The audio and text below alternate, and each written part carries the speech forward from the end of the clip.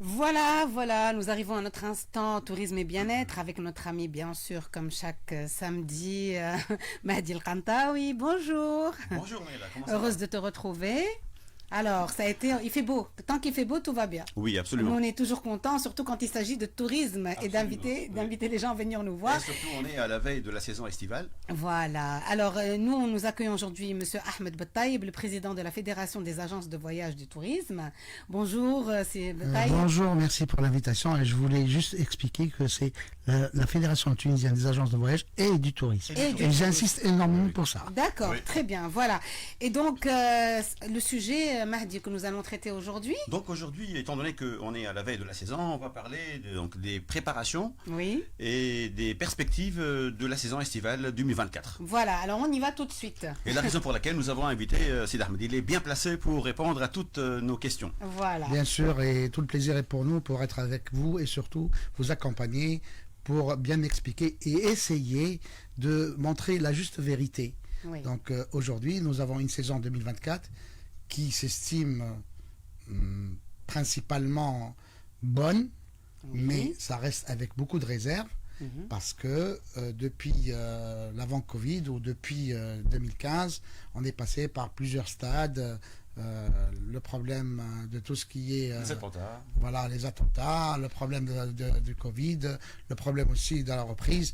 Aujourd'hui, 2023, c'était une année bonne, Oui. pour ne pas dire exceptionnelle. Mhm. Et 2024, on s'estime qu'on va faire une meilleure année que 2023, mais avec des mais, beaucoup de mais, dans le sens où on a beaucoup de soucis, malgré le travail effectué entre secteur public et secteur privé. D'accord. C'est pas réellement suffisant. Il faut, nous avons créé des cellules de veille. Nous sommes en train de faire le suivi, mais reste des problèmes structuraux. Il reste des soucis qu'on doit réellement confronter pendant la saison, parce que il y a énormément de détails qu'on doit parler ensemble et expliquer un par un. D'accord. Très bien.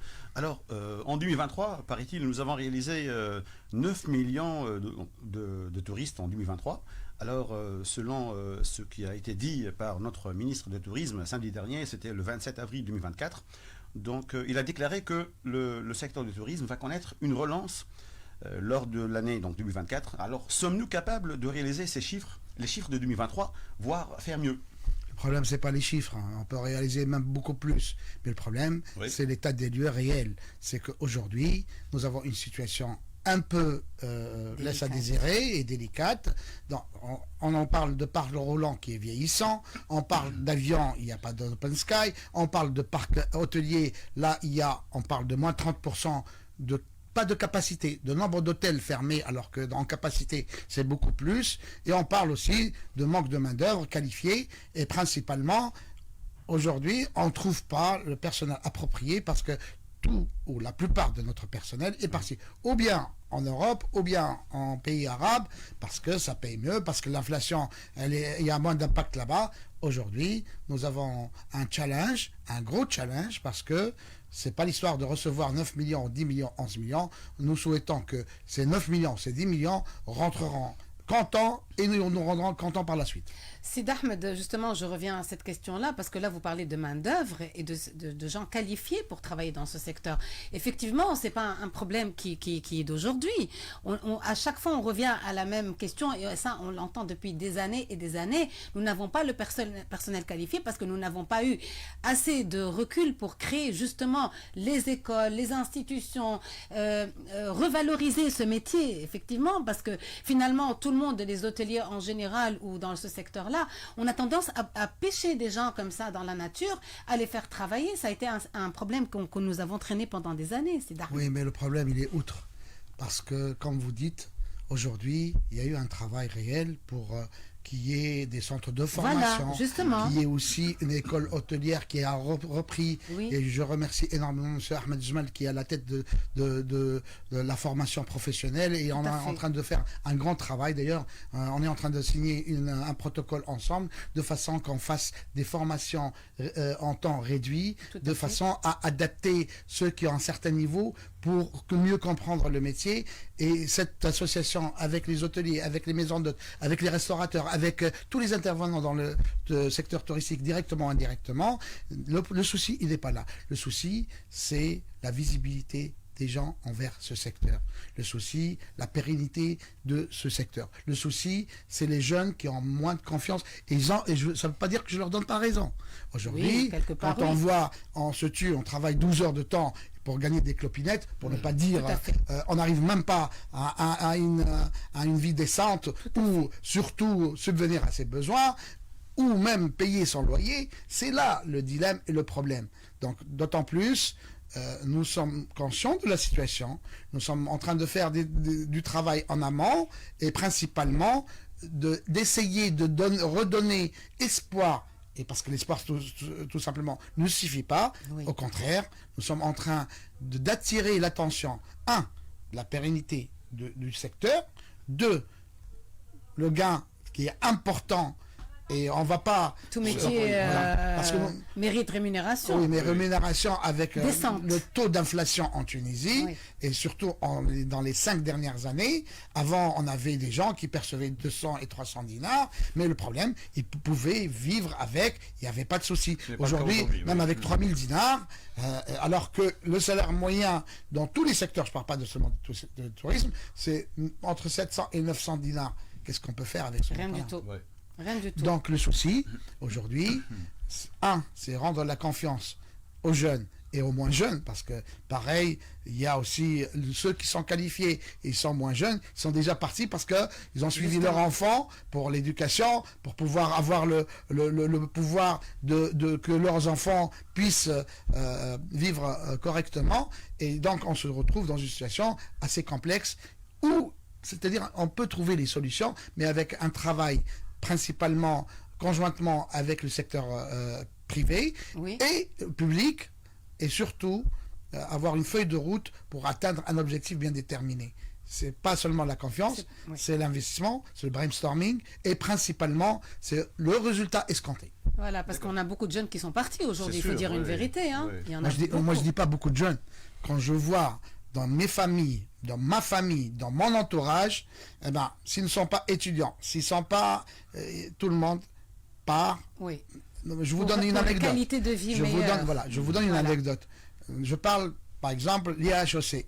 Nous sommes partenaires, l'AFTAV, avec l'IHEC, et chaque fois, on s'occupe de tout ce qui est formation et suivi pour donner l'eau à la bouche aux étudiants, pour leur montrer que notre secteur, il est porteur, et surtout, il faut aimer le secteur pour pouvoir y travailler.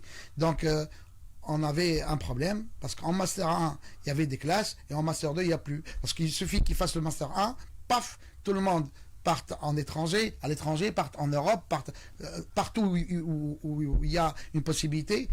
Et du coup, on se retrouve avec des gens moins qualifiés, et surtout, ils ne nous donnent pas une, comment dirais-je, on n'est pas aussi optimiste que ça, mais n'empêche, on est en train de travailler, et je refais le coup, et on est en train de leur montrer, les attirer vers nous, leur montrer les bonnes choses. C'est pas seulement l'argent, parce qu'il faut être mordu pour être dans ce secteur. Il faut aussi transmettre cette passion, parce que notre pays, il est beau. Il a 4 saisons en un jour. Il a 4 natures en 2 heures de temps. Aujourd'hui, vous pouvez aller à la montagne. Il y a l'histoire de la durabilité, et on va en parler. Il y a aussi l'histoire du produit de terroir. Il y a aussi ton zoujette, alternatif. On va en parler, parce que nous sommes en train de faire un grand travail, surtout pour le tourisme durable et alternatif. Et nous sommes en partenariat avec la DRV, que je remercie énormément. C'est un peu l'AFTAV en Allemagne.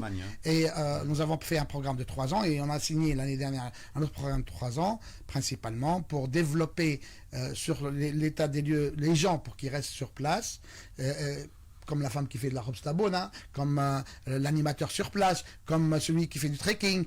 Donc c'est surtout, et j'ai entendu Madame... D'ailleurs, ça fait plaisir d'avoir des gens de ce calibre-là, et de qualité, et surtout, on la remercie. On a fait un travail conjointement, et on a formé des formateurs, et on a formé des formateurs pour les formateurs. D'accord. Donc c'est le vrai travail de fond, pour montrer que le secteur, il est intéressant.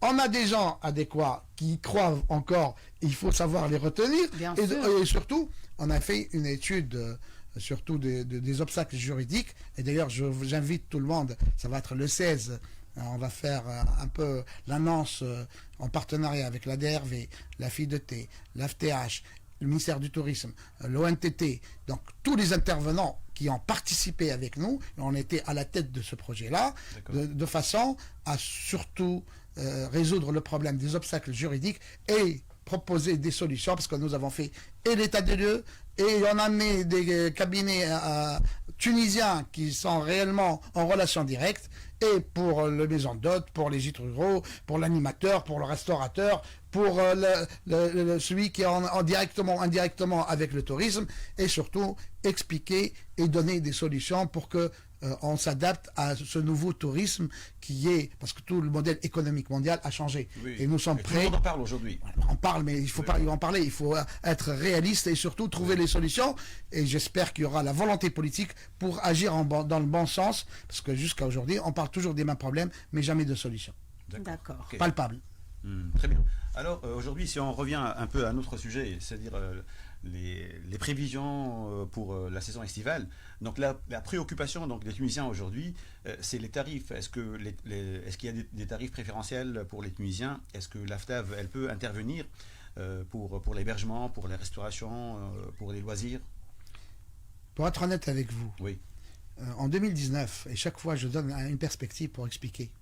Avant, parce que dans la tête de pas mal de gens, le tourisme pour eux, c'est l'hôtellerie. Mm-hmm. Et ça reste alors que le tourisme, c'est pas uniquement l'hôtellerie. Et, ça reste toujours. Oui. Nous n'avons jamais dit. Un réflexe. Nous n'avons jamais dit que c'est pas l'hôtellerie. Oui. Ça représente 60 à 70%. Oui. Et c'est vrai. Aujourd'hui, nous avons vécu une expérience et les hôteliers ont compris. Mm-hmm. Parce que pendant le Covid, tous les hôtels étaient vraiment vides. Et on faisait du maximum 5% de touristes locaux et algériens. Aujourd'hui, ils ont atteint 35%. Bon. Avec la reprise, je vais donner juste un topo et expliquer. Avec la reprise... Tout en restant positif. Hein. Ben, c'est normal.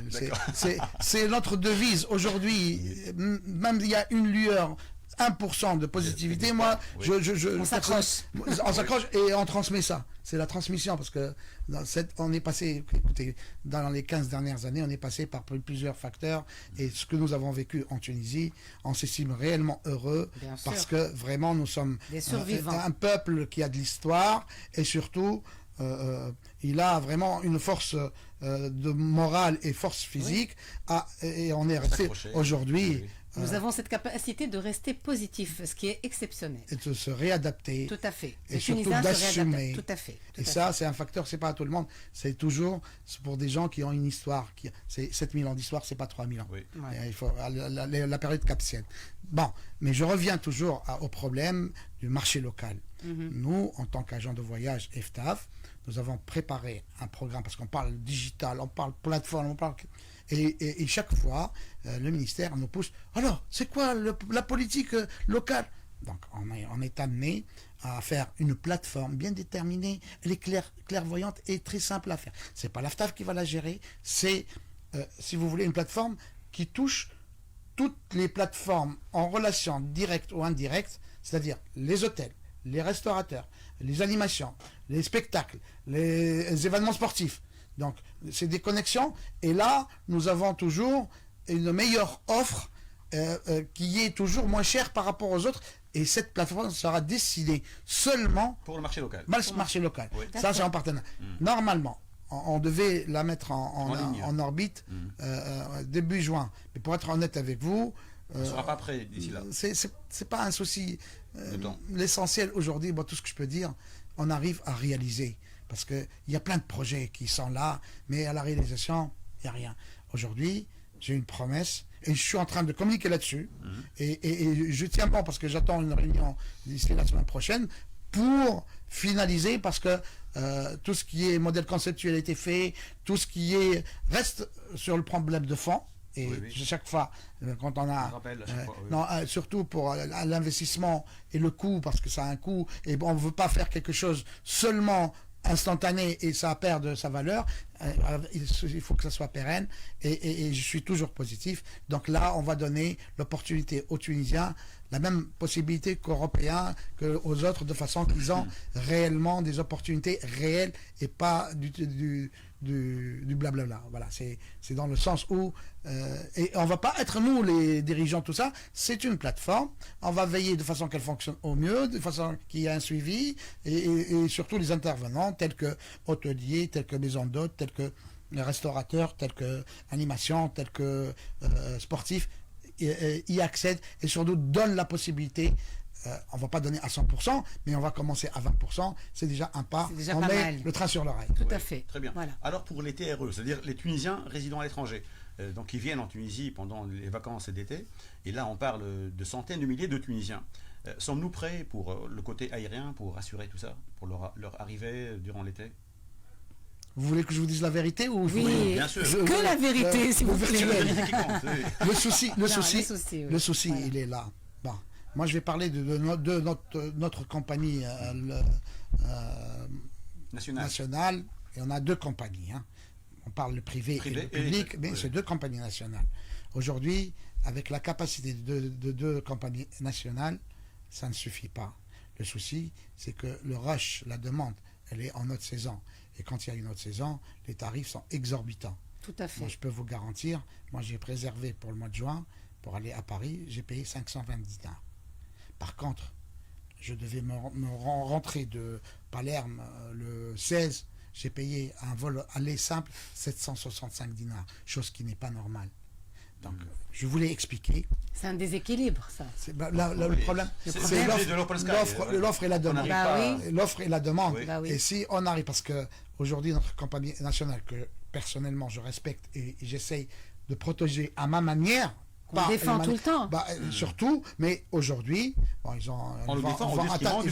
vont atteindre 17%, mais il faut qu'on trouve réellement, parce que je vous raconte une histoire de la Turquie. À un certain moment, c'est l'État qui prenait en charge tout ce qui est aérien pour promouvoir la région. Oui. Regardez, la Turquie, combien de clients il faisait à l'époque et aujourd'hui. Il fallait des coûts, je ne dis pas de... compétitifs. Des coûts spéciaux. Spéciaux, bien sûr. Aujourd'hui, la politique continue dans le même sens, mais ils vont prendre 500 personnes qui vont avoir des meilleurs tarifs pour les TRE.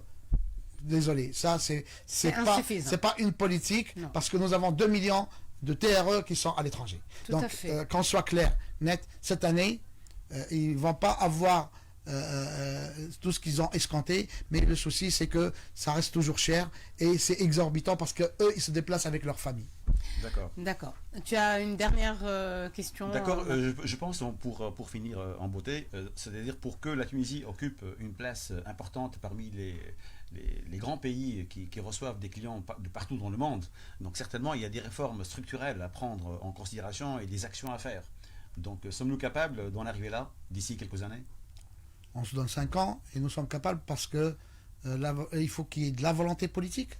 Oui. Il faut que la concrétisation, parce que les études sont faites de notre part, pas à travers l'ODCE et tout le reste, parce qu'il y a une autre vision de l'extérieur, parce que nous avons des gens d'un certain calibre qui comprennent le fonctionnement et sont ouverts sur le monde entier, et il faut être compétitif avec nos voisins tels que le Maroc et l'Égypte et la Turquie, de façon à se mettre au même diapason, et c'est là, parce que nous avons principalement les gens concernés et les gens professionnels, et surtout ils sont pleins d'expérience et ils font pas les choses à moitié. Ce sont des gens qui sont scientifiques et ils ont de l'expérience. Donc on peut compter sur eux et leur donner l'opportunité pour faciliter tout ce qui est tracas administratif et tout ce qui est tralala. Et aujourd'hui, revient demain, il faut... Parce que l'autre fois, on m'a invité par fax, on m'a dit, vous n'êtes pas venu. Alors qu'il a mon mail, il a son téléphone.